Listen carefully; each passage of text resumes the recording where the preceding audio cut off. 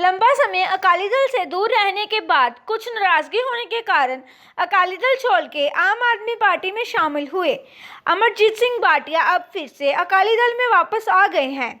अमरजीत सिंह भाटिया ने घर वापसी पूर्व मंत्री बिक्रम सिंह मजीठिया ने खुद अमरजीत सिंह भाटिया घर वापसी कार्रवाई पत्रकारों से बातचीत करते हुए पूर्व मंत्री बिक्रमजीत सिंह मजीठिया ने मुख्यमंत्री चरणजीत सिंह चन्नी तथा पंजाब में पेट्रोल तथा डीजल के रेट पंजाब में सबसे ज़्यादा होने का दावा किया है। झूठे इश्तेहार तथा करोड़ों रुपए खर्च कर झूठ बोलना तथा धोखा देने के आरोप लगाए हैं, जबकि सच्चाई तो ये है कि पंजाब में पेट्रोलियम चीज़ों के रेट चंडीगढ़, जम्मू कश्मीर तथा हिमाचल प्रदेश से ज़्यादा है। मजीठिया ने कहा कि पेट्रोल तथा डीजल के भाव पंजाब तथा राजस्थान में पिछले कई सालों से सबसे ज़्यादा है, जबकि राहुल गांधी बार बार इनके रेटों में कटौती करने की मांग करते हैं। उन्होंने कहा कि पंजाब सरकार ने पेट्रोलियम पदार्थ पर रेट की दरें कम नहीं की, बल्कि केंद्र सरकार ने पेट्रोलियम तथा डीजल दोनों पर केंद्रीय अधिकारी ड्यूटी 5 रुपये कम की है। मजीठिया ने कहा कि कांग्रेस सरकार पेट्रोल तथा डीजल की कीमत में कटौती करने के लिए मजबूर होने के बाद ये दावे कर ड्रामेबाजी कर रही है कि ये दरें सबसे कम हैं। राज्य में डीजल कीमत चंडीगढ़ से 3 रुपये लीटर तथा हिमाचल और जम्मू कश्मीर में 3 रुपये 25 पैसे प्रति लीटर ज़्यादा है। उन्होंने कहा कि राज्य सरकार ये दावा करके लोगों को मूर्ख बनाने का प्रयास कर रही है। फोन कर दियो बस तुम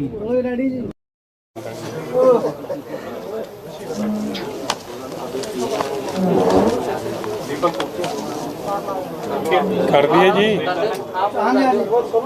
फोन कर दियो बस ਅੱਜ ਸ਼੍ਰੋਮਣੀ ਅਕਾਲੀ ਦਲ ਵਾਸਤੇ ਸ੍ਰੀ ਅੰਮ੍ਰਿਤਸਰ ਸਾਹਿਬ ਦੇ ਇਸ ਪਵਿੱਤਰ ਨਗਰ 'ਚ ਜਿਹੜੀ ਆਪਣੀ ਬਹੁਤ ਵੱਡਮੁੱਲੀ ਸੇਵਾ ਨਿਭਾ ਰਹੇ ਆ ਅਮਰਜੀਤ ਸਿੰਘ ਜੀ ਭਾਟੀਆ ਸਾਹਿਬ ਆਪਣੇ ਸਾਥੀਆਂ ਸਮੇਤ ਜਿਹੜੇ ਕਈ ਵਾਰੀ ਕਾਉਂਸਲਰ ਵੀ ਰਹਿ ਚੁੱਕੇ ਆ, आज़ाद भी जिते है, पार्टी लैवल ते भी जिते है।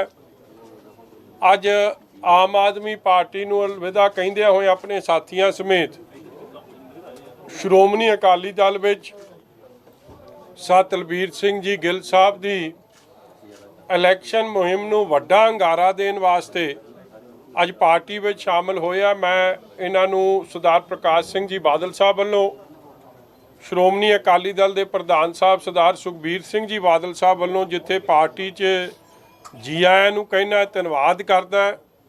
और मेरा ये मानना कि भाटिया साहब दे अज पार्टी नाल जुड़न करके सानू शहर च बहुत वड्डा हलारा मिलना है, क्योंकि ये वख-वख ऑर्गेनाइजेशनां नाल, धार्मिक कामां नाल, श्रोमणी गुरुद्वारा प्रबंधक कमेटी की जद भी कोई इलैक्शन होंदी है या जद भी कोई धार्मिक प्रोग्राम होंदे आ, वध चढ़ के जिथे समाजिक योगदान प्रोग्रामां 'च अपना योगदान पाउंदे आ, उत्थे धार्मिक प्रोग्रामां ते भी इन्हां दी बहुत वड्डा योगदान हुंदा। और इन्हां ने चीफ खालसा दीवान होर वख-वख जिहड़े अदारे आ, इन्हां दा बहुत वड्डा उहदे 'च योगदान है। सो अज ये आपदे साथियां समेत श्रोमणी अकाली दल विच आए आ। आप पार्टी नूं छड्ड के मैं इन्हां दा बहुत धन्नवाद करदा। ਤੁਹਾਡੇ ਕੋਈ ਸਵਾਲ ਹੈ ਤਾਂ ਪੁੱਛ ਲਓ ਜੀ। ਉਹਦਾ ਦਿੱਤਾ ਵਾ ਜਿਹੜੇ ਏਜੀ ਲਾਏ ਗਏ ਨੇ ਜੀ ਸੁਖਜਿੰਦਰ ਰੰਧਾਵਾ ਜੀ ਦੇ ਜਵਾਈ ਜਿਹੜੇ ਦੇਖੋ ਤਰਨਜੀਤ ਸਿੰਘ ਲਿਆ, ਪਹਿਲਾਂ ਤਾਂ ਮੇਰੇ ਵੱਲੋਂ ਵਧਾਈ ਆ ਜੀ ਰੰਧਾਵਾ ਸਾਹਿਬ ਨੂੰ। ਘਰ ਘਰ ਨੌਕਰੀ ਦਾ ਵਾਅਦਾ ਪੂਰਾ ਹੋ ਰਿਹਾ। ਪਹਿਲਾਂ ਦੇਖੋ ਲੋੜਵੰਦ ਬੱਚੇ ਨੇ, ਇਹ ਵੀ ਭਾਵੇਂ ਜਵਾਈ ਸਾਹਿਬ ਨੇ ਸੁੱਖੀ ਰੰਧਾਵਾ ਜੀ ਦੇ, ਮਗਰ ਇਹ ਵੀ ਲੋੜਵੰਦ ਨੇ ਲੱਗਦਾ। ਵਾਅਦੇ ਤਾਂ ਕੀਤੇ ਸੀਗੇ ਸਧਾਰਨ, ਤੁਹਾਡੇ ਸਾਰਿਆਂ ਨਾਲ ਫਾਰਮ ਨਹੀਂ ਭਰੇ ਸੀ ਇਹਨਾਂ ਨੇ। ਜਿਨ੍ਹਾਂ ਨੇ ਫਾਰਮ ਭਰੇ ਉਹ ਵਿਹਲੇ, ਤੇ ਜਿਹੜੇ ਇਹ VIP ਕੋਟਾ ਉਹ ਅੰਦਰ, ਚਾਹੇ ਉਹ ਬੇਅੰਤ ਸਿੰਘ ਦਾ ਪਰਿਵਾਰ ਹੈ। ਤੁਸੀਂ ਵੇਖੋ ਇੱਕ ਮੰਤਰੀ ਆ, ਉਹਨਾਂ ਦਾ ਲੜਕਾ, ਇੱਕ ਉਹਨਾਂ ਦਾ ਲੜਕਾ ਮੈਂਬਰ ਪਾਰਲੀਮੈਂਟ ਹੈ, ਤੇ ਤੀਜੇ ਨੂੰ ਕੁਆਲੀਫਿਕੇਸ਼ਨ ਪਾਸੇ ਰੱਖਦਿਆਂ ਹੋਇਆਂ ਉਹਨੂੰ ਚੱਕ ਕੇ ਬਣਾਤਾ DSP। ਇਸੇ ਤਰ੍ਹਾਂ ਇਹਨਾਂ ਦੇ ਪਹਿਲਾਂ ਵੀ 6-7 ਵਾਰੀ MLA ਵੀ ਰਹਿ ਚੁੱਕੇ ਆ, ਵਜ਼ੀਰ ਵੀ ਰਹਿ ਚੁੱਕੇ ਆ। ਉਹਨਾਂ ਦੇ ਨਿਆਣੇ ਨੂੰ ਬਣਾਤਾ ਇਹਨਾਂ ਨੇ ਤਹਿਸੀਲਦਾਰ ਆਪਣੇ ਪਾਂਡੇ ਜੀ। ਇਸੇ ਤਰ੍ਹਾਂ ਇਹਨਾਂ ਨੇ ਇੱਕ ਇਹਨਾਂ ਦੇ ਕਾਂਗੜ ਸਾਹਿਬ ਹੁਣ ਭਾਵੇਂ ਵਜ਼ੀਰੀ ਤੋਂ ਲੱਥ ਗਏ ਆ, ਮਗਰ ਉਹ ਵੀ MLA ਬਣੇ ਆ ਕਈ ਵਾਰੀ, ਉਹਨਾਂ ਦੇ ਮੁੰਡੇ ਨੂੰ ਇਹਨਾਂ ਨੇ ਦੇਤੀ ਫਿਰ ਇਹ ਜੀ ਪੋਸਟ ਤਹਿਸੀਲਦਾਰੀ ਦੀ ਜਾਂ ਕਿਹੜੀ ਸਬ ਇੰਸਪੈਕਟਰ ਦੀ ਕਿਤੇ ਐਕਸਾਈਜ਼ 'ਚ। ਔਰ ਅੱਜ ਵੇਖੋ ਸਪੈਸ਼ਲ ਕੰਸੀਡਰੇਸ਼ਨ AG ਅਪਾਇੰਟਮੈਂਟ ਜੇ ਹੋਈ ਹੈ ਤੇ ਉਹਦੇ 'ਚ ਸਪੈਸ਼ਲ ਨਾਂ ਫਿਰ ਰੰਧਾਵਾ ਸਾਹਿਬ ਦੇ ਜਵਾਈ ਸਾਹਿਬ ਦਾ ਆਇਆ। ਔਰ ਮੈਨੂੰ ਜੋ ਕਿਸੇ ਨੇ ਭੇਜਿਆ ਅੱਜ ਇਹ ਕਿ ਜੇ ਇੱਕ ਨਵਾਂ ਇਹਨਾਂ ਨੇ 17 'ਚ ਇੱਕ ਐਕਟ ਬਣਾਇਆ ਸੀ, ਉਹ ਐਕਟ ਕੀ ਕਹਿੰਦਾ ਇਹਨਾਂ ਦਾ ਕਿ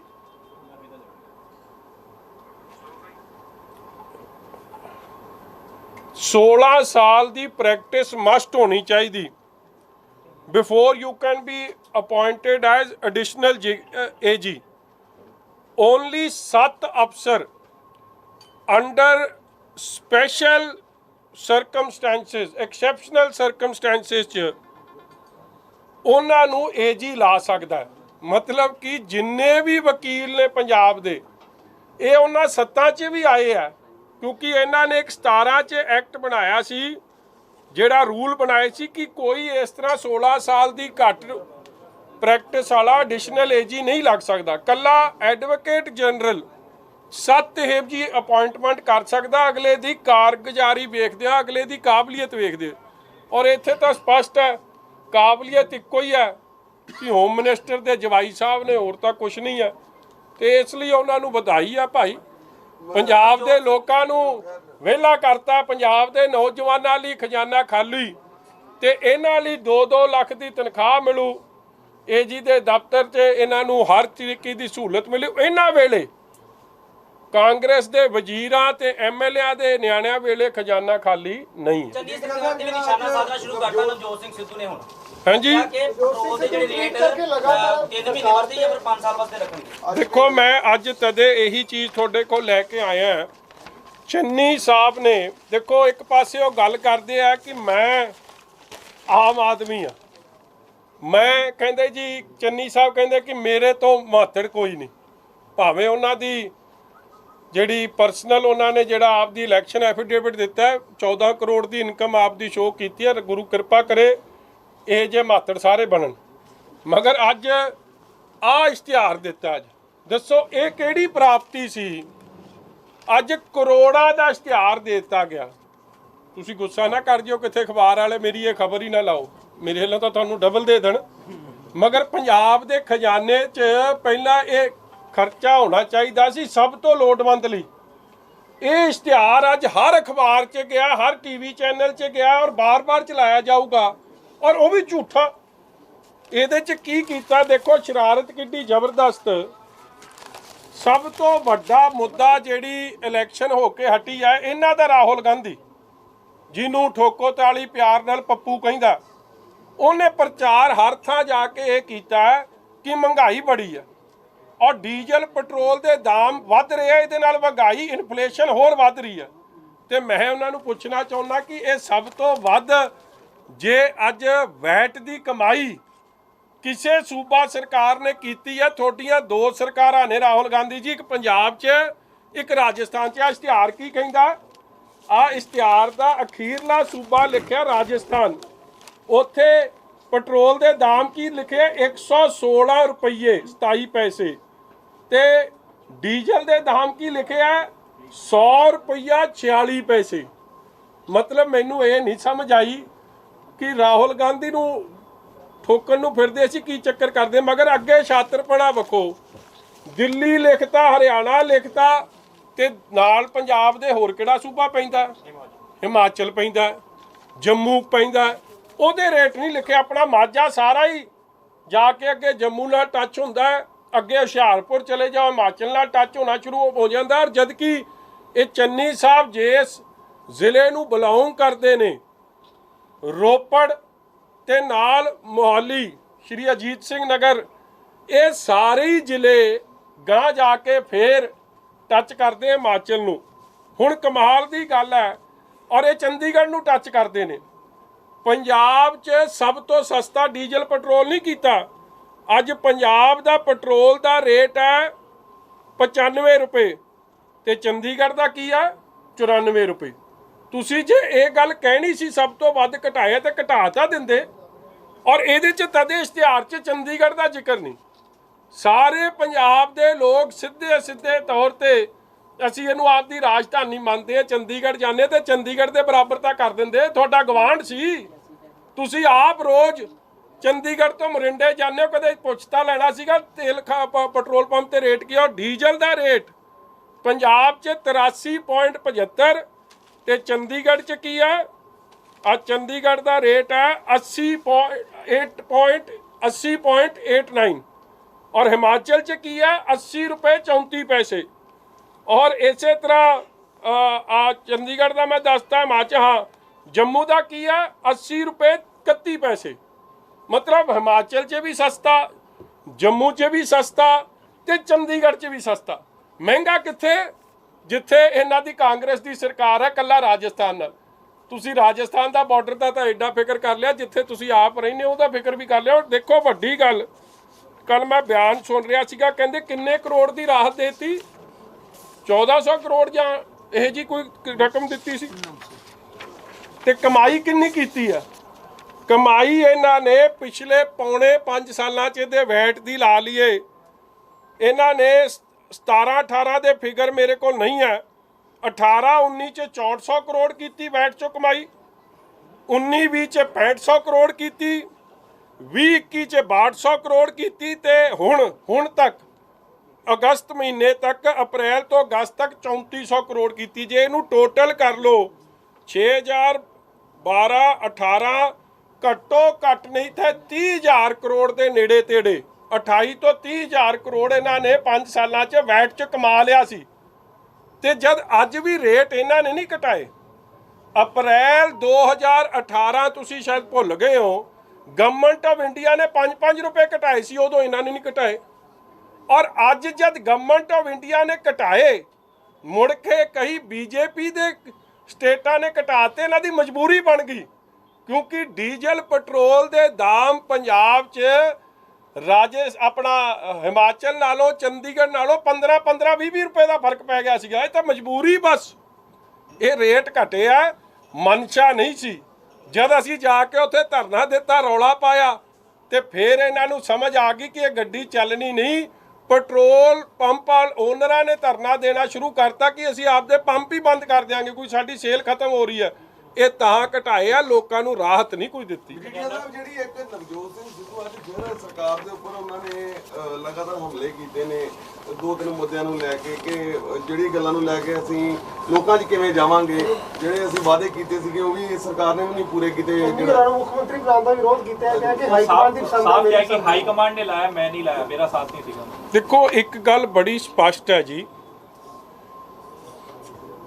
ਦੋ ਗੱਲਾਂ ਤਾਂ ਬਹੁਤ ਕੁਝ ਕਰਦੇ ਆ, ਸਾਰੀਆਂ ਗੱਲਾਂ ਦਾ ਤਾਂ ਹੁਣ ਮੈਂ ਨਿਚੋੜ ਕੀ ਕੱਢਾਂਗਾ, ਕਿਉਂਕਿ ਕਈ ਵਾਰੀ ਉਹ ਗੱਲਾਂ ਇਹੋ ਜਿਹੀਆਂ ਵੀ ਕਰ ਜਾਂਦੇ ਜਿਹਦਾ ਕੋਈ ਸਿਰ ਪੈਰ ਨਹੀਂ ਹੁੰਦਾ। ਮਗਰ ਦੋ ਗੱਲਾਂ ਜਿਹੜੀਆਂ ਮੈਂ ਸਮਝ ਸਕਦਾ ਕਿ ਤੁਹਾਡੇ ਮੇਰੇ ਨਾਲ ਸੰਬੰਧਿਤ ਨੇ, ਲੋਕਾਂ ਨਾਲ ਸੰਬੰਧਿਤ ਹੈ। ਇੱਕ ਉਹਨਾਂ ਨੇ ਆਪ ਇਹ ਗੱਲ ਕਹੀ ਕਿ ਲੋਲੀਪੌਪ ਦੇਣਾ ਬੰਦ ਕਰੋ।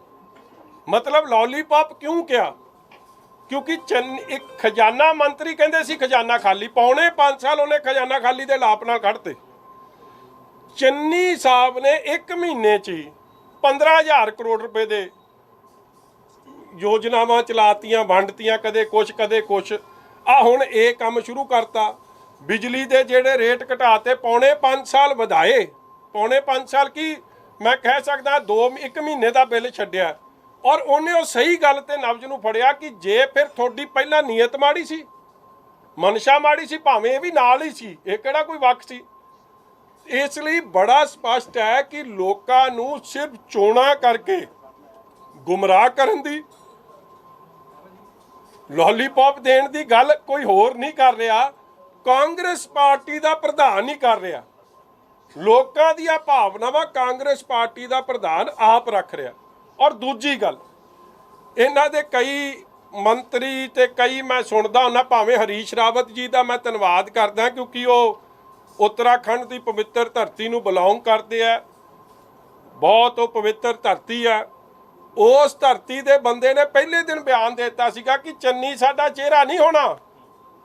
ਪਹਿਲੀ ਟਵੀਟ ਤੁਸੀਂ ਵੇਖੋ ਚੰਨੀ ਨੂੰ ਬਣਾਉਣ ਤੋਂ ਬਾਅਦ ਇਹੀ ਸੀ, ਮਗਰ ਵਿੱਚੋਂ ਕਈ ਕਹਿਣ ਲੱਗ ਪਏ ਫਿਰ ਇਹ ਤਾਂ ਦਲਿਤ ਭਾਈਚਾਰੇ ਨੂੰ ਤੁਸੀਂ ਯੂਜ਼ ਕਰਨਾ ਚਾਹੁੰਦੇ ਹੋ, ਸ਼ਡਿਊਲ ਕਾਸਟ ਭਾਈਚਾਰੇ ਨੂੰ ਕੱਲਾ ਯੂਜ਼ ਕਰਨਾ ਚਾਹੁੰਦੇ ਹੋ। ਅਪਮਾਨ ਹੈ ਉਹਦਾ ਕਿ ਜੇ ਉਹਨੂੰ ਬਣਾਇਆ ਤੁਸੀਂ ਇੱਕ ਪਾਸੇ ਕਲੇਮ ਕਰਦੇ ਹੋ ਕਿ ਅਸੀਂ ਪਹਿਲਾਂ ਬਣਾਤਾ, ਮਗਰ ਨਾਲ ਹੀ ਅਪਮਾਨਿਤ ਵੀ ਕਰਤਾ ਕਿ ਕੇਪੇਬਲ ਬੰਦਾ ਨਹੀਂ ਹੈ ਇਹ, ਇਸ ਲਾਇਕ ਨਹੀਂ ਹੈ, ਇਸ ਯੋਗ ਨਹੀਂ ਹੈ। ਇਹ ਹਰੀਸ਼ ਰਾਵਤ ਜੀ ਨੇ ਗੱਲ ਕਹਿਤੀ ਸੀ, ਮਗਰ ਸ਼ਾਮ ਤੱਕ ਰੌਲਾ ਪੈ ਗਿਆ। ਜਾਖੜ ਸਾਹਿਬ ਨੇ ਮੁੱਦਾ ਚੁੱਕਤਾ, ਹੋਰ ਕਈਆਂ ਨੇ ਰੌਲਾ ਪਾ ਲਿਆ ਤੇ ਕਹਿੰਦੇ ਸਾਡੇ ਦੋ ਚਿਹਰੇ ਹੋਣਗੇ। ਮਗਰ ਪੀਪੀਸੀਸੀ ਦੇ ਪ੍ਰਧਾਨ ਨੇ ਫੇਰ ਸਪਸ਼ਟ ਕਰਤੀ ਕਿ ਇਹ ਚਿਹਰਾ ਨਹੀਂ ਹੋਊਗਾ। ਔਰ ਇਹ ਅਸਲੀਅਤ ਹੈ ਪੰਜਾਬ ਦੇ ਲੋਕਾਂ ਨੂੰ ਸਮਝ ਆਣੀ ਚਾਹੀਦੀ ਕਿ 2.5 ਮਹੀਨੇ 'ਚ ਸਿਰਫ ਲੋਲੀਪੌਪ, ਪੌਣੇ 5 ਸਾਲ ਲੁੱਟਣਾ ਤੇ ਕੁੱਟਣਾ, 2 ਮਹੀਨੇ ਦੇ ਲੋਲੀਪੌਪ ਤੇ ਅੱਗੇ ਸੀਐਮ ਦਾ ਚਿਹਰਾ ਜਿਹੜਾ ਇਹ ਕਲੇਮ ਕਰਦੇ ਆ, ਆਪ ਹੁਣ ਮੂੰਹੋਂ ਗੱਲ ਨਿਕਲ ਕੇ ਸੱਚ ਬਾਹਰ ਆਉਣ ਲੱਗ ਪਈ ਆ ਕਿ ਚਿਹਰਾ ਚੰਨੀ ਸਾਹਿਬ ਨਹੀਂ ਹੋਣਗੇ। ਇਸ ਲਈ ਸ਼ਡਿਊਲ ਕਾਸਟ ਭਾਈਚਾਰੇ ਨੂੰ ਵੀ ਯੂਜ਼, ਅਬਿਊਜ਼ ਐਂਡ ਥਰੋ, ਉਹ ਵੀ ਕਾਂਗਰਸ ਦੀ ਪੁਰਾਣੀ ਜੋ ਇੰਦਰਾ ਗਾਂਧੀ ਦੀ ਸੋਚ ਸੀ ਉਹ ਵੀ ਸਾਹਮਣੇ ਤੁਹਾਡੇ ਸਾਹਮਣੇ ਆ ਰਹੀ ਹੈ। ਬੀਐਸਐਫ ਦੇ ਮੁੱਦੇ ਦੇ ਉੱਤੇ ਮਨੀਸ਼ ਤਿਵਾਰੀ ਨੇ ਫਿਰ ਕਿਹਾ, ਸਰਕਾਰ ਨੂੰ ਘੇਰਿਆ ਮਨੀਸ਼ ਤਿਵਾਰੀ ਨੇ ਬੀਐਸਐਫ ਦੇ ਮੁੱਦੇ ਦੇ ਉੱਤੇ। ਔਰ ਦੂਜੀ ਗੱਲ ਦੇਖੋ, ਇੱਕ ਤੁਸੀਂ ਉਹ ਵੀਡੀਓ ਤਾਂ ਵੇਖੀ ਹੋਣੀ ਜਦੋਂ ਗੱਡੀ ਤੇ ਚੜ੍ਹੇ ਸੀ, ਨਾਲ ਡੈਨੀ ਜੀ ਜਿਹੜੇ ਕਾਰਜਕਾਰੀ ਪ੍ਰਧਾਨ ਨੇ ਉਹ ਖਲੋਤੇ ਸੀ, ਇੱਕ ਪਾਸੇ ਆਪਣੇ ਉਹ ਮੰਤਰੀ ਨੇ ਇਹਨਾਂ ਦੇ ਸਿੰਗਲਾ ਜੀ ਖਲੋਤੇ ਸੀ। ਜਦੋਂ ਪ੍ਰਧਾਨ ਸਾਹਿਬ ਨੇ ਇਹਨਾਂ ਨੇ ਕਿਹਾ, ਪ੍ਰਗਟ ਸਿੰਘ ਵੀ ਖਲੋਤਾ, ਜਦੋਂ ਇਹਨੇ ਗਾਲ ਕੱਢ ਕੇ ਕਿਹਾ ਭਗਵੰਤ ਸਿੰਘ ਦੇ ਮੁੰਡੇ ਨੂੰ ਬਣਾਉਂਦੇ, ਫੇਰ ਪਤਾ ਲੱਗਦਾ ਕਾਂਗਰਸ ਤਾਂ ਮਰਦੀ ਜਾਂਦੀ ਹੈ। ਹੁਣ ਜੇ ਪ੍ਰਧਾਨ ਦੀ ਆਪ ਦੀ ਭਾਵਨਾ ਇਹ ਹੈ ਤੇ ਮੇਰੇ ਮੂੰਹੋਂ ਯਾਰ ਤੁਸੀਂ ਕੀ ਸਵਾਦ ਲੈਂਦੇ। ਲੱਗਦਾ ਕਿ 17/22 ਦੇ ਬੇਅਦਬੀ ਨੂੰ ਵੱਡਾ ਮੁੱਦਾ ਬਣਾਇਆ ਜਾਊ, ਕਿਉਂਕਿ ਨਵਜੋਤ ਸਿੰਘ ਸਿੱਧੂ ਬਰਗਾੜੀ ਪਹੁੰਚਦੇ ਇਨਸਾਫ ਦੀ ਮੰਗ ਕਰਦੇ ਆ। ਸੁਖਬੀਰ ਬਾਦਲ ਰਾਣਾ ਵੀ ਕੱਲ ਇਹ ਕਿਹਾ ਕਿ ਗ੍ਰਹਿ ਮੰਤਰੀ ਲਗਾਤਾਰ ਐਸਆਈਟੀ ਦੇ ਮੈਂਬਰਾਂ ਨਾਲ ਮੀਟਿੰਗ ਕਰ ਰਹੇ ਆ, ਨਿਰਦੇਸ਼ ਦੇ ਰਹੇ ਕਿ ਕਿਵੇਂ ਬਾਦਲ ਪਰਿਵਾਰ ਨੂੰ ਬਚਾਇਆ ਜਾਵੇ। ਉਹ ਯਾਰ ਇਹ ਕੰਮ ਤਾਂ ਦੇਖੋ ਕਾਂਗਰਸ ਨੇ ਕੰਮ ਕੋਈ ਕੀਤਾ ਨਹੀਂ। ਹੁਣ ਭੰਬਲ ਪੂਸਾ ਪਾ ਕੇ ਲੋਕਾਂ ਨੂੰ ਝੂਠ ਸੱਚ ਗੁੰਮਰਾਹ ਕਰਕੇ ਇਹ ਸਾਜ਼ਿਸ਼ ਜ਼ਰੂਰ ਰਚਣਾ ਚਾਹੁੰਦੇ ਆ, ਮਗਰ ਇੱਕ ਪ੍ਰਮਾਤਮਾ ਵੀ ਵਸਦਾ ਹੈ, ਲੋਕਾਂ ਦੇ ਅੰਦਰ ਵੀ ਪ੍ਰਮਾਤਮਾ ਵਸਦਾ। ਸੱਚ ਸੱਚ ਹੀ ਰਹਿਣਾ, ਸੱਚ ਨੂੰ ਨਹੀਂ ਕੋਈ ਬਦਲ ਸਕਣਾ। ਇਹਨਾਂ ਨੇ ਬੜੇ ਅਫਸਰਾਂ ਨੂੰ ਸੱਦਿਆ, ਬੜੇ ਅਫਸਰਾਂ ਨੂੰ ਲਾਲਚ ਦਿੱਤੇ, ਦਬਕਾਇਆ, ਡਰਾਇਆ, ਹਰ ਤਰੀਕੇ ਦੇ ਹੱਥਕੰਡੇ ਅਪਣਾਏ ਕਿ ਬਾਲ ਸਾਹਿਬ ਦਾ ਨਾਂ ਦੇ ਦਿਓ, ਫਲਾਣੇ ਅਕਾਲੀ ਲੀਡਰ ਦਾ ਨਾਂ ਦੇ ਦਿਓ, ਫਲਾਣੇ ਨੂੰ ਟੰਗ ਦਿਓ, ਢਿੰਗੜੇ ਨੂੰ ਟੰਗ ਦਿਓ ਤੇ ਤੁਹਾਨੂੰ ਇਹ ਲਾ ਦਿਆਂਗੇ, ਉਹ ਲਾ ਦਿਆਂਗੇ। ਮਗਰ ਮੈਂ ਉਹਨਾਂ ਅਫਸਰਾਂ ਦਾ ਧੰਨਵਾਦੀ ਹਾਂ, ਉਹਨਾਂ ਅਫਸਰਾਂ ਦੀ ਮੈਂ ਅੱਜ ਜ਼ਰੂਰ ਸ਼ਲਾਘਾ ਕਰਨਾ ਚਾਹੁੰਦਾ ਜਿਹੜੇ ਕਹਿੰਦੇ ਕਾਨੂੰਨ ਤੋਂ ਬਾਹਰ ਅਸੀਂ ਕੋਈ ਕੰਮ ਨਹੀਂ ਕਰਾਂਗੇ, ਲੀਗਲ ਕੰਮ ਕਰਾਂਗੇ। ਇਲੀਗਲ ਕੰਮ ਤੁਹਾਡੀ ਚੋਣਾਂ ਦੇ ਲਈ ਜੋ ਤੁਹਾਡੇ ਲਈ ਫਾਇਦੇਮੰਦ ਹੈ, ਕਾਂਗਰਸ ਦਾ ਏਜੰਡਾ ਨਹੀਂ ਬਣਾਂਗੇ। ਮਗਰ ਕੁਝ ਅਫਸਰ ਜ਼ਰੂਰ ਨੇ ਜਿਹੜਾ ਇਹਨਾਂ ਦੇ ਹੱਥਾਂ ਤੇ ਖੇਡ ਰਿਹਾ, ਫਿਰ ਜੇ ਖੇਡਣਗੇ ਤੇ ਫਿਰ ਭੁਗਤਣਗੇ ਵੀ ਫਿਰ ਬਾਅਦ 'ਚ, ਉਹਦਾ ਤਾਂ ਮੈਂ ਹੀ ਕਹਿ ਸਕਦਾ। ਦੂਜੀ ਗੱਲ ਮੈਂ ਇੱਕ ਬੇਨਤੀ ਕਰਾਂ ਚੰਨੀ ਸਾਹਿਬ ਨੂੰ, ਚੰਨੀ ਸਾਹਿਬ ਤੁਸੀਂ ਐਲਾਨ ਕਰਦੇ ਹੋ, ਚੰਨੀ ਸਾਹਿਬ ਤੁਸੀਂ ਐਲਾਨ ਕਰਦੇ ਹੋ, ਔਰ ਜਿਸ ਦਿਨ ਤੁਸੀਂ ਐਲਾਨ ਕਰਦੇ ਹੋ ਤੁਹਾਡਾ ਪ੍ਰਧਾਨ ਇਹ ਗੱਲ ਕਹਿ ਦਿੰਦਾ ਕਿ ਤੁਸੀਂ ਲੋਲੀਪੌਪ ਦੇ ਰਹੇ ਹੋ। ਮੇਰੀ ਤਾਂ ਤੁਹਾਨੂੰ ਬੇਨਤੀ ਹੈ ਕਿ ਨਾ ਤਾਂ ਤੁਹਾਡੇ ਪ੍ਰਧਾਨ ਦਾ ਹੀ ਤੁਹਾਡੇ ਤੇ ਵਿਸ਼ਵਾਸ ਨਹੀਂ ਰਹਿ ਗਿਆ। ਇੱਕ ਜਿਹੜਾ ਅਵਿਸ਼ਵਾਸ ਮਤਾ ਹੁੰਦਾ ਨਾ, ਅਵਿਸ਼ਵਾਸ ਕਾਂਗਰਸ ਦਾ ਪ੍ਰਧਾਨ ਹੀ ਆਪਣੇ ਮੁੱਖ ਮੰਤਰੀ ਤੇ ਕੈਬਨਿਟ ਤੇ ਨਹੀਂ ਕਰ ਰਿਹਾ, ਤੇ ਮਤਾ ਤਾਂ ਲੋਕਾਂ ਨੇ ਜਾਂ ਵਿਰੋਧੀ ਧਿਰ ਨੇ ਕੀ ਲਿਆਉਣਾ ਹੈ, ਨੋ ਕੌਨਫੀਡੈਂਸ ਮੋਸ਼ਨ ਚੰਨੀ ਸਾਹਿਬ ਦੇ ਖਿਲਾਫ ਕਾਂਗਰਸ ਦਾ ਪੀਪੀਸੀਸੀ ਦਾ ਪ੍ਰਧਾਨ ਲਿਆ। ਇਸ ਲਈ ਹੁਣ ਤਾਂ ਇਲੈਕਸ਼ਨ ਕਾਲ ਕਰੋ ਔਰ ਲੋਕ ਫੈਸਲਾ ਕਰਨ ਕਿ ਉਹਨਾਂ ਨੂੰ ਕਿਹੜੀ ਸਰਕਾਰ ਚਾਹੀਦੀ ਹੈ, ਕਿਹੜੀ ਪਾਰਟੀ ਚਾਹੀਦੀ ਹੈ, ਕਿਹੜੇ ਲੋਕ ਚਾਹੀਦੇ ਆ, ਉਸ ਗੱਲ ਦਾ ਨਿਪਟਾਰਾ ਹੋਵੇ। ਇਹ ਰੋਜ਼ ਦਾ ਕਦੇ ਏਜੀ ਦਾ ਅਸਤੀਫਾ ਲੈ ਲਿਆ, ਕਦੇ ਦੇ ਦਿਆ, ਕਦੇ ਫਲਾਣਾ ਬਣ ਗਿਆ, ਕਦੇ ਢੀਂਗੜਾ ਲੱਥ ਗਿਆ, ਇਸ ਤਰ੍ਹਾਂ ਗੱਡੀ ਨਹੀਂ ਚੱਲਣੀ। ਕਨਸਟੀਟਿਊਸ਼ਨਲ ਕ੍ਰਾਈਸਿਸ ਬਹੁਤ ਵੱਡਾ ਖੜਾ ਹੋ ਰਿਹਾ। ਹੋਰ ਐਕਸ਼ਨ ਲਿਆ ਸਕਦੀ ਨਵਜੋਤ ਸਿੰਘ ਸਿੱਧੂ ਜਿਸ ਤਰ੍ਹਾਂ ਕਦੀ ਕਿਸੇ ਨੂੰ ਘੇਰ ਲੈਂਦੇ ਆਪਣੀ ਸਰਕਾਰ ਦੇ ਬੰਦਿਆਂ ਨੂੰ, ਲੱਗਦਾ ਕਿ ਉਹਨਾਂ ਨੂੰ ਬਾਹਰ ਦਾ ਰਾਹ ਦਿਖਾਉਣਾ ਜ਼ਰੂਰੀ ਹੈ ਹੁਣ। ਯਾਰ ਮੈਨੂੰ ਦੱਸ, ਮੇਰੇ ਵੱਲੋਂ ਤਾਂ ਬਿਲਕੁਲ ਨਹੀਂ ਵਿਖਾਉਣਾ ਚਾਹੀਦਾ। ਸਾਡਾ ਐਵੇਂ ਲਿਖਾਉਣਾ ਚਾਹੀਦਾ। ਜੇ ਸੱਚੀ ਗੱਲ ਮਸਾ ਕਰਨ ਲੱਗਿਆ ਤੇ ਤੁਸੀਂ ਹੁਣ ਬਾਹਰ ਦਾ ਰਾਹ ਨੂੰ ਵਿਖਾਉਂਦੇ। ਲੋਲੀਪੌਪ ਤੁਹਾਨੂੰ ਵੰਡਣ ਡਿਆ ਤੇ ਤੁਸੀਂ ਸੱਚ ਨਹੀਂ ਸੁਣ ਕੇ ਰਾਜੀ। ਮਾਮਲਾ ਆਇਆ ਇੱਕ, ਉਹਦੇ ਵਿੱਚ ਬੋਗਸ ਫੜੀ ਹੈ ਡੀਐਫਸੀ ਡਿਪਾਰਟਮੈਂਟ ਨੇ, ਬੋਗਸ ਪਰਚੇਜ਼ ਫੜੀ ਹੈ ਜੀ। ਉਹਨਾਂ ਨੇ ਚਿੱਠੀ ਲਿਖੀ ਆਪਣੇ ਸੈਕਟਰੀ ਨੂੰ ਤੇ ਹੁਣ ਵਿਜੀਲੈਂਸ ਉਹਦੀ ਜਾਂਚ ਕਰਦੀ। ਦੇਖੋ 2-3 ਮੁੱਦੇ ਜਿਸ ਦਿਨ ਇਹ ਕੈਬਨਿਟ ਬਣੀ ਸੀ ਉਸ ਦਿਨ ਵੀ ਚੱਲਿਆ ਸੀ ਕਰਪਟ ਮਿਨਿਸਟਰ ਇਹਦੇ ਹਿੱਸਾ ਨੇ। ਔਰ ਸਭ ਤੋਂ ਵੱਡੀ ਆ ਜਿਹੜੀ ਗੱਲ ਤੁਸੀਂ ਕਰ ਰਹੇ ਹੋ ਨਾ, ਜਿਹਨੇ ਕੱਲ ਪਟਿਆਲੇ 'ਚ ਬੜਾ ਵੱਡਾ ਕਹਿੰਦੇ ਅਸੀਂ ਸ਼ੋਅ ਦਿਖਾਇਆ, ਉਹਦਾ ਭਾਂਜਾ ਹੀ ਸੀ ਜਿਹੜਾ ਸਭ ਤੋਂ ਵੱਡੇ ਘਪਲੇ 'ਚ ਅਨਾਜ ਦੇ ਘਪਲੇ 'ਚ ਇਨਵੋਲਡ ਸੀ। ਔਰ ਜਿਹਨੂੰ ਸਰਕਾਰੀ ਹਦਾਇਤਾਂ ਤੋਂ ਪਰਾਂ ਜਾ ਕੇ 6-6 ਮੰਡੀਆਂ ਦਾ ਚਾਰਜ ਭਾਰਤ ਭੂਸ਼ਣ ਆਸ਼ੂ ਨੇ ਦਿੱਤਾ ਸੀ। ਅੱਜ ਉਹ ਕਰਪਟ ਮਿਨਿਸਟਰ ਉੱਥੇ ਹੀ ਬੈਠੇ ਨੇ। ਉਹ ਚੋਰ ਬਜ਼ਾਰੀ ਬਰਾਬਰ ਦੀ ਚੱਲ ਰਹੀ ਹੈ। ਔਰ ਮੈਂ ਤੁਹਾਨੂੰ ਦਾਅਵੇ ਨਾਲ ਕਹਿ ਸਕਦਾ ਹੁਣ ਚੋਰ ਬਜ਼ਾਰੀ ਦਾ ਵੱਡਾ ਜਿਹੜਾ ਹਿੱਸਾ ਉਹ ਮੌਜੂਦਾ ਕੈਬਨਿਟ ਦੇ ਵਿੱਚ ਉਹੀ ਲੋਕ ਮੌਜੂਦ ਨੇ ਜਿਵੇਂ ਪਹਿਲਾਂ ਸੀ, ਕਿਉਂਕਿ ਬਦਲਿਆ ਕੀ ਇੱਕ ਕਪਤਾਨ ਬਦਲਿਆ, ਬਾਕੀ ਤਾਂ ਸਾਰੇ ਉਹ ਨੇ। ਔਰ ਫਰਕ ਇੰਨਾ ਪੈ ਗਿਆ ਕਿ ਹੁਣ ਲੁੱਟ ਦਾ ਮਾਲ ਵੱਡੇ ਪੱਧਰ ਤੇ ਹਰੀਸ਼ ਚੌਧਰੀ ਰਾਹੀਂ, ਜਿਹੜਾ ਵੇਖੋ ਮੰਤਰੀ ਆ ਉੱਥੋਂ ਦਾ ਰਾਜਸਥਾਨ ਦਾ, ਔਰ ਪਟਿਆਲੇ ਮੈਂ ਪ੍ਰੋਗਰਾਮ 'ਚ ਵੇਖਿਆ ਉਹਨੂੰ ਰਿਸੀਵ ਕਰਨ ਕੌਣ ਗਿਆ? ਡੀਜੀਪੀ। ਸਪਸ਼ਟ ਹੋ ਗਈ ਕਿ ਤੁਸੀਂ ਕਿਵੇਂ ਸੰਵਿਧਾਨ ਦੀਆਂ ਧੱਜੀਆਂ ਉਡਾ ਰਹੇ ਹੋ। ਤੁਸੀਂ 100 ਖਾਧੀ ਹੈ ਸੀਕ੍ਰੇਸੀ ਦੀ, ਤੁਸੀਂ ਫਿਰ ਕੀ ਪੰਜਾਬ ਨੂੰ ਵੀ ਰਾਜਸਥਾਨ ਦੇ ਹਵਾਲੇ ਕਰਤਾ ਕਿ ਉਹ ਮੰਤਰੀ ਚਲਾ ਰਿਹਾ? ਉਹ ਸਾਰਾ ਮਾਈਨਿੰਗ ਦੀ ਲੁੱਟ, ਸਰਾਰੀ ਸ਼ਰਾਬ ਮਾਫੀਆ ਦੀ ਲੁੱਟ ਹਰੀਸ਼ ਚੌਧਰੀ ਰਾਹੀਂ ਉਹਦੀ ਜੇਬ 'ਚ ਤੇ AICC ਦੇ ਜੇਬ 'ਚ ਜਾ ਰਹੀ ਹੈ। ਸਭ ਨੂੰ ਪਤਾ ਹੈ। ਇਸ ਲਈ ਹਰੀਸ਼ ਚੌਧਰੀ ਮੰਤਰੀ ਹੋਵੇ ਰਾਜਸਥਾਨ ਦਾ ਤੇ ਬੈਠਿਆ 24 ਘੰਟੇ ਇੱਥੇ ਰਹਿੰਦਾ। ਤੇ ਕਿਉਂ ਬੈਠਿਆ? ਕਿਉਂਕਿ ਕੇਵਲ ਤੇ ਕੇਵਲ ਗਾਂਧੀ ਪਰਿਵਾਰ ਦਾ ਹੁਣ ਪੰਜਾਬ ਦੀ ਖਜ਼ਾਨੇ ਦੀ ਲੁੱਟ ਵੱਲ ਧਿਆਨ ਹੈ, ਪੰਜਾਬ ਦੀ ਬਿਹਤਰੀ ਵੱਲ ਧਿਆਨ ਨਹੀਂ। ਜਿਹੜੀ ਤੁਸੀਂ ਗੱਲ ਕਰ ਰਹੇ ਹੋ ਇਹੀ ਗੱਲ ਸੁਖਬੀਰ ਉਹਨਾਂ ਨੇ ਇੱਕ ਬਿਆਨ ਦਿੱਤਾ ਵਾ, ਮੰਤਰੀ ਵਿਧਾਇਕ ਜਿਹੜੇ ਨੇ ਮਾਫੀਆ ਦੇ ਵਿੱਚ ਸ਼ਾਮਲ ਸੀ ਪਰ ਉਹਨਾਂ ਵੱਲੋਂ ਕੋਈ ਕਾਰਵਾਈ ਨਾ ਕਰਨਾ, ਇਹਦੀ ਤੁਸੀਂ ਕੀ ਉਹਦੇ ਪਿੱਛੇ ਮੰਸ਼ਾ ਸਮਝਦੇ ਹੋ? ਦੇਖੋ ਕਾਰਵਾਈ ਕਿਉਂ ਨਹੀਂ ਹੋਈ, ਕਿਹੜੇ ਨਾਂ ਸੀ ਉਹ ਤਾਂ ਜਨਤਕ ਕਰਨ। ਇਹ ਤਾਂ ਚੀਫ ਸੈਕਟਰੀ ਦੇ ਕੈਬਨਿਟ ਮੀਟਿੰਗ 'ਚ ਰੌਲਾ ਪੈ ਗਿਆ ਸੀਗਾ। ਇਹ ਰੌਲੇ ਤੁਸੀਂ ਕਿੰਨੀ ਵਾਰੀ ਰਿਪੋਰਟ ਕਰਦੇ? ਬੱਚਾ ਤਾਂ ਜਾਣਦਾ, ਮਗਰ ਕਲੀਨ ਚਿੱਟ ਉਹਨਾਂ ਨੂੰ ਕੌਣ ਦੇ ਰਿਹਾ ਸੀ? ਕਿਹਦੇ ਕਹੇ ਤੇ ਦਿੱਤੀਆਂ ਜਾ ਰਹੀਆਂ ਸੀ?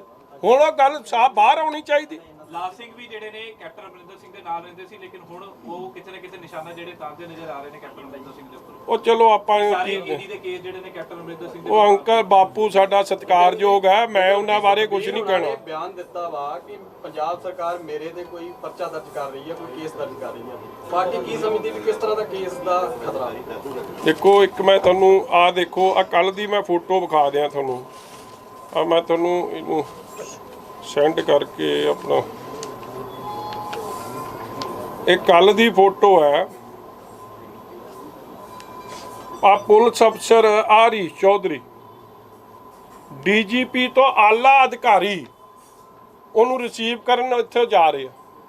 ਵੱਡੀ ਖਜ਼ਾਨੇ ਦੀ ਲੁੱਟ ਕਰਪਸ਼ਨ ਦਾ ਮਾਲ ਹੁਣ ਇਹਨਾਂ ਦਾ ਇੰਚਾਰਜ ਹਰੀਸ਼ ਚੌਧਰੀ ਇੱਥੇ ਸਾਂਭਣ ਲਈ ਇੱਥੇ ਬਿਠਾਇਆ। ਔਰ 4 ਸੈਕਟਰ ਦੀ ਇੱਕ ਕੋਠੀ 'ਚ ਰੋਜ਼ ਬੈਠ ਕੇ ਸਲਾਮਾਂ ਹੁੰਦੀਆਂ ਨੇ। ਆਉਣ ਵਾਲੇ ਸਮੇਂ 'ਚ 4 ਸੈਕਟਰ ਦੀ ਕਿਹੜੀ ਕੋਠੀ ਆ ਉਹਦਾ ਵੀ ਤੁਹਾਨੂੰ ਸਾਰਾ ਹਵਾਲਾ ਦੇਵਾਂਗੇ। SIT ਪੁੱਛ ਰਹੀ ਹੈ ਜੀ ਸ਼ਨਾਰੀਆ ਜੇਲ੍ਹ ਜੱਜ ਡੇਰਾ ਮੁਖੀ ਨੂੰ, ਕੀ ਆਸ ਕਰਦੇ ਹੋ ਕਿ ਸੱਚ ਬਾਹਰ ਆਏਗਾ ਬੇਅਦਬੀ ਦਾ? ਨਹੀਂ ਹੁਣ ਆਪਦਾ ਕੰਮ ਕਰਨ ਜੀ, ਸਹੀ ਕੰਮ ਕੋਈ ਕਰੇ, ਉਹਦੇ 'ਚ ਕੀ ਪ੍ਰੋਬਲਮ? ਪਾਰਟੀ ਦੇ ਗੋਪਾਲ ਰਾਏ ਕਹਿ ਰਹੇ ਨੇ ਕਿ ਦਿੱਲੀ ਦੇ ਪ੍ਰਦੂਸ਼ਣ ਦਾ ਕਾਰਨ ਪੰਜਾਬ ਹੈ, ਜਿਹਦੀ ਪਰਾਲੀ ਸਾੜਨ ਦੇ। ਔਰ ਦੂਜੀ ਇੱਕ ਮੇਰੀ ਚਲੋ ਆਮ ਆਦਮੀ ਪਾਰਟੀ ਤੋਂ ਤੁਸੀਂ ਯਾਦ ਕਰਾਤਾ ਜਿਹੜੀ ਗੱਲ ਦੀ, ਭਾਟੀਆ ਸਾਹਿਬ ਨੂੰ ਵੀ ਮੈਂ ਵਧਾਈ ਦਿੰਦਾ। ਕੱਲ ਇਹਨਾਂ ਦਾ ਹਰਪਾਲ ਚੀਮਾ ਕਹਿੰਦਾ ਜਦੋਂ ਆਮ ਆਦਮੀ ਪਾਰਟੀ ਦੀ ਕਹਿੰਦਾ ਸਰਕਾਰ ਬਣੂ ਨਾ ਤੇ ਵੈਟ 0 ਹੋ ਜੂ। ਆ ਮੈਨੂੰ ਲੱਗਦਾ ਸ਼ਰਮਾ ਜੀ ਤੁਹਾਡੇ ਚੈਨਲ ਤੇ ਬੋਲੀ ਜਾਂਦਾ ਸੀਗਾ ਚੰਡੀਗੜ੍ਹ। ਉਹਨੂੰ ਕਹ ਮਾਮਾ ਇੱਥੇ ਤਾਂ ਬਣਨੀ ਨਹੀਂ, ਜਿੱਥੇ ਬਣੀ ਹੈ ਦਿੱਲੀ 'ਚ ਉੱਥੇ 0 ਕਰ ਦਿਓ। ਉੱਥੇ ਦਿੱਲੀ ਦਾ ਭਾਅ ਕੀ ਹੈ? 104 ਰੁਪਏ ਔਰ 86 ਰੁਪਏ ਡੀਜ਼ਲ ਦਾ ਭਾਅ। ਔਰ ਇਹ ਕੰਮ ਤੁਸੀਂ ਪੰਜਾਬ ਦੀ ਗੱਲ ਮੁੰਗੇਰੀ ਲਾਲ ਦੇ ਸੁਪਨੇ ਛੱਡੋ, ਦਿੱਲੀ 'ਚ ਵੈਟ 0 ਕਰ ਦਿਓ। ਪਹਿਲਾਂ ਦੇਖੋ ਡੀਜ਼ਲ ਦੇ ਰੇਟ ਸਭ ਤੋਂ ਘੱਟ ਹੋਣੇ ਪੰਜਾਬ ਤੋਂ ਸਭ ਤੋਂ ਜ਼ਰੂਰੀ ਸੀ ਤੇ ਇਹਨੇ ਕੀਤੇ ਨਹੀਂ। ਟਰਾਂਸਪੋਰਟ ਲਈ ਡੀਜ਼ਲ ਦੀ ਵਰਤੋਂ, ਕਿਸਾਨਾਂ ਨੂੰ ਡੀਜ਼ਲ ਦੀ ਵਰਤੋਂ, ਇੰਡਸਟਰੀ ਨੂੰ ਡੀਜ਼ਲ ਦੀ ਵਰਤੋਂ। ਜੇ ਡੀਜ਼ਲ ਦੇ ਰੇਟ ਹਾਈ ਹੋ, ਇਨਫਲੇਸ਼ਨ ਆਈ ਜਾਊ। ਰਾਹੁਲ ਗਾਂਧੀ ਇਹ ਗੱਲ ਕਹਿੰਦਾ, ਮਗਰ ਪੰਜਾਬ 'ਚ ਉਲਟ ਲਾਗੂ ਹੁੰਦਾ। ਡੀਜ਼ਲ ਸਭ ਤੋਂ ਸਸਤਾ ਹੋਣਾ ਚਾਹੀਦਾ ਸੀ, ਸਭ ਤੋਂ ਮਹਿੰਗਾ ਕਰਤਾ। ਇਹ ਜੋ ਹਾਲਾਤ ਨੇ ਇਹਨਾਂ ਦੇ ਅਸਲੀਅਤ ਤੁਹਾਡੇ ਸਾਹਮਣੇ ਨੇ। ਸਵਾਲ ਇਹ ਤੁਹਾਨੂੰ ਪੁੱਛਦੀ ਹੈ ਕਿ ਤੁਸੀਂ ਆਫਟਰ ਆਲ ਤੁਹਾਨੂੰ ਕਿਉਂ ਲੱਗਿਆ ਕਿ ਅਕਾਲੀ ਦਲ ਦੇ ਵਿੱਚ ਆਉਣਾ ਚਾਹੀਦਾ? ਆਮ ਆਦਮੀ ਪਾਰਟੀ ਦੇ ਵਿੱਚ ਤੁਹਾਨੂੰ ਕਿਹੜੀਆਂ ਕਮੀਆਂ ਮਹਿਸੂਸ ਹੋਈਆਂ ਜਦੋਂ ਤੁਸੀਂ ਕੇਜਰੀਵਾਲ ਦੀ ਜ਼ਮਾਨਤ ਵੀ ਦਿੱਤੀ ਤੁਸੀਂ ਮਾਨਹਾਨੀ ਮਾਮਲੇ 'ਚ?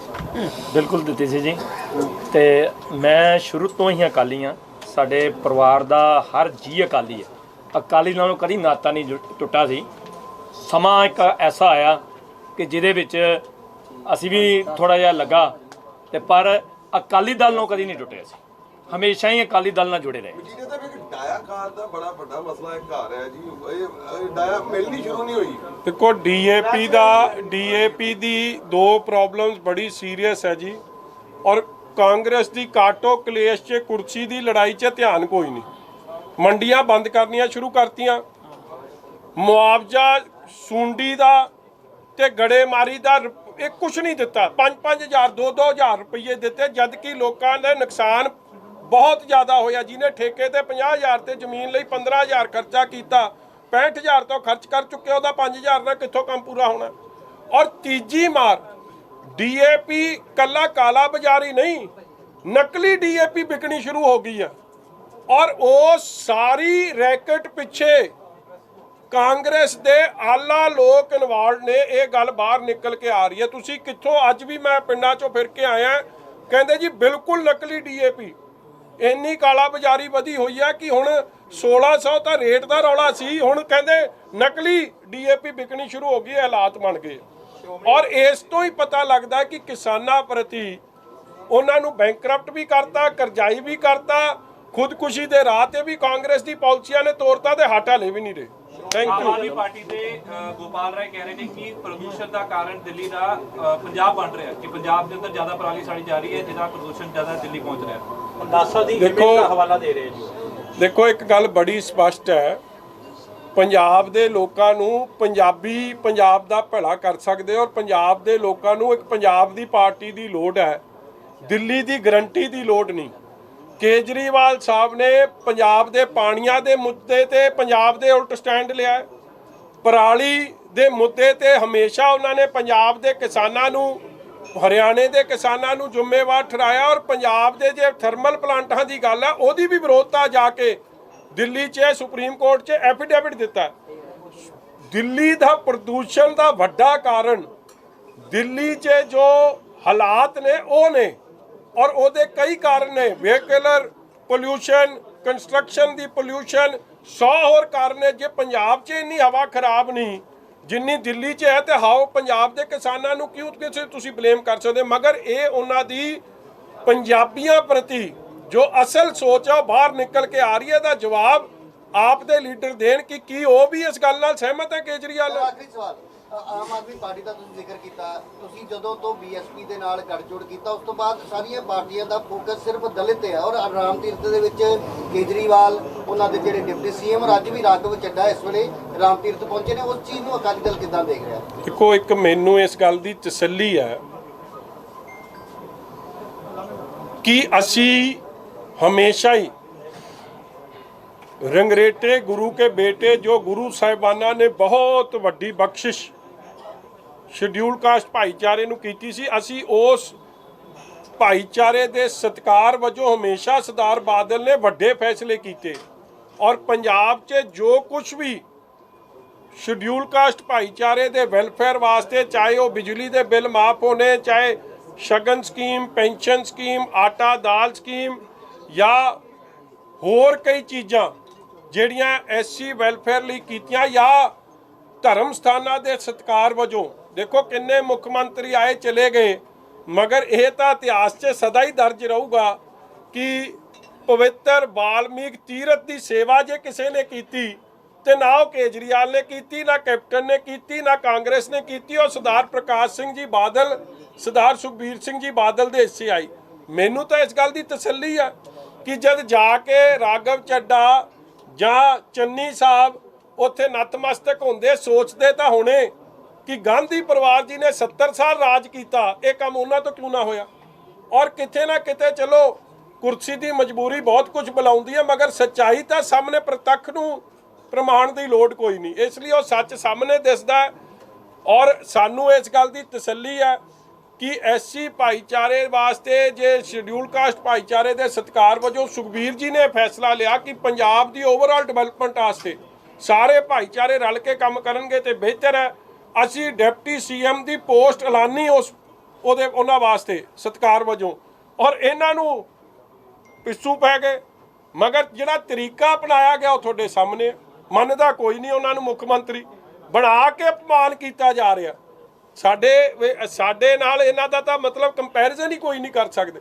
ਔਰ ਵੱਡੀ ਗੱਲ ਹੈ, ਪਹਿਲਾਂ ਹਿੰਦੂ ਭਾਈਚਾਰੇ ਨੂੰ ਅਪਮਾਨਿਤ ਕੀਤਾ, ਜਾਖੜ ਸਾਹਿਬ ਦੀ ਬੇਇੱਜ਼ਤੀ ਔਰ ਨਾ ਬਣਨ ਦਾ ਕਾਰਨ ਉਹਨਾਂ ਦਾ ਰਿਲੀਜਨ ਬਣਿਆ। ਇਹ ਬੜੇ ਅਫਸੋਸ ਦੀ ਗੱਲ ਹੈ ਕਿ ਸਰਬੱਤ ਦੇ ਭਲੇ ਦੀ ਧਰਤੀ ਜਿੱਥੇ ਆਪਾਂ ਰੋਜ਼ਮਰਰਾ ਦੀ ਅਰਦਾਸ ਸਰਬੱਤ ਦਾ ਭਲਾ, ਉੱਥੇ ਇਹ ਕੰਮ ਹੋ ਰਿਹਾ, ਇਹ ਚਾਹੀਦਾ ਨਹੀਂ ਸੀ।